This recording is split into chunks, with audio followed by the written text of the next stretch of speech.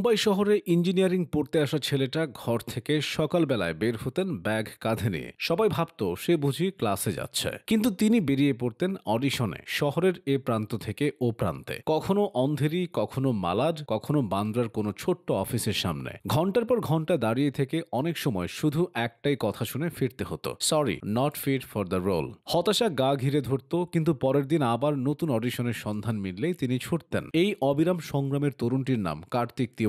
আজ সে পরিচিত কার্তিক আরিয়ান নামে। 12 জনের সঙ্গে শেয়ার করা একটা ফ্ল্যাটে থাকা, নিজে রান্না করে বাকিদের থেকে ভাড়া কমানো, রাত জেগে অডিশন, স্ক্রিপ্ট পড়া। কার্তিকের জীবন তখন সিনেমার দৃশ্যের চেয়েও কঠিন ছিল। টাকা নেই, পরিচয় নেই, গাইড করার মতো কেউ নেই। আর বাড়ি তো জানতই না তিনি ইঞ্জিনিয়ারিং পড়ছেন না, অভিনেতা হওয়ার দৌড়ে নাম লিখিয়েছেন। প্রতিদিন বাড়ির সঙ্গে ফোনে পড়াশোনার গল্প বানানো, পরীক্ষার কথা বলা, আর সব মিলিয়ে দ্বৈত জীবনের একটা চাপ ক্রমেই বাড়ছিল। তারপর একদিন সেই পরিবর্তনের মুহূর্ত এসে গেল। লাভ রঞ্জন পরিচালিত পেয়ার কা পঞ্চনামার জন্য অডিশনের ডাক আসে। তখনও কেউ তাকে চিনত না, কিন্তু ক্যামেরা চালু হওয়ার পরই যেন তার ভেতরে জমে থাকা সব লড়াই, অবহেলা, প্রত্যাখ্যান বেরিয়ে এলো এক লম্বা মনোলগের মধ্যে। সেই 5 মিনিট বিখ্যাত মনোলগের পর যেন তার জীবনের দিকটাই বদলে গেল। কার্তিক আরিয়ান রাতারাতি পেয়ে গেলেন নতুন তারকার তকমা। কিন্তু এরপর আকাশবাণী বা কাঞ্জি প্রত্যাশা মতো চলল না। অনেকে ভাবতে শুরু করলো হয়তো প্রথম ছবির সফলতা ছিল কাকতালীয়। বলিউডের নতুন যারা আসে তারা দ্রুতই হারিয়ে যায়। সবাই ধরে নিল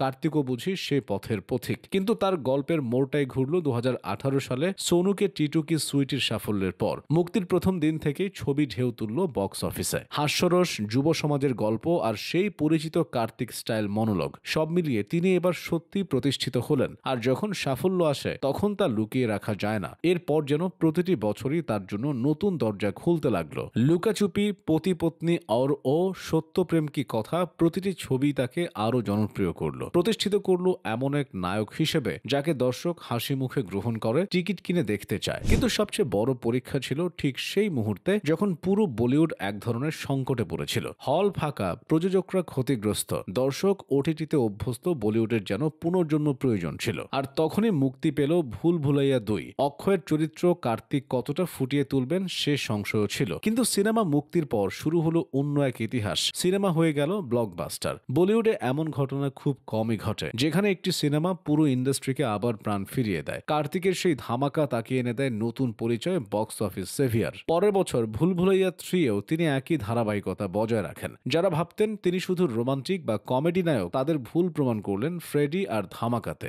ডার্ক থ্রিলার সিনেমা ফ্রেডিতে একাকী ডেন্টিস্টের ভূমিকায় তার অভিনয় ছিল চমকে দেওয়ার মতো। ধামাকাতে ক্যামেরা মুখের এত কাছাকাছি আর চরিত্র এত মানসিক চাপের যে অভিনেতার প্রকৃত দক্ষতা সেখানে লুকানো যায় না। দর্শক ও সমালোচক দুপক্ষই তার ওই দিকটার সাথে পরিচিত হলো। এরপর এলো চান্দু চ্যাম্পিয়ন। একজন সত্যিকারের অ্যাথলেটের জীবন তুলে ধরতে গিয়ে তাকে কঠিন প্রশিক্ষণের মধ্য দিয়ে যেতে হয়। দৌড়, কুস্তি, শরীরের গঠন বদলে ফেলা, কাজটা সহজ ছিল না, কিন্তু তিনি করে দেখালেন। প্রমাণ করলেন সুযোগ পেলে তিনি কেবল তারকা নন, অভিনেতাও হতে পারেন। এদিকে পর্দার বাইরেও তিনি রেখে গেছেন অন্য এক পরিচয়। গসিপ, বিতর্ক, অহেতুক প্রচার, এসব থেকে দূরে থাকার যে প্রবণতা বলিউডে দেখা যায় খুব কমই, কার্তিক সেখানেও ব্যতিক্রম। হিন্দি সিনেমা বহু নায়ক দেখেছে, বহু তারকা পেয়েছে, কিন্তু কার্তিক আরিয়ানের গল্পটি আলাদা, কারণ তার সাফল্য কোনো তারকাপুত্রের প্রস্তুতকৃত রানওয়ে থেকে উড়ে আসেনি। এটি একদম নিচ থেকে ওপরের দিকে ওঠা, ধাপে ধাপে লড়াই করে নির্মিত স্বপ্নের যাত্রা। রিজেক্ট হতে হতে হারিয়ে যেতে বসা সেই ছেলেটি একদিন বলিউডের পোস্টার বয় হয়ে উঠবে,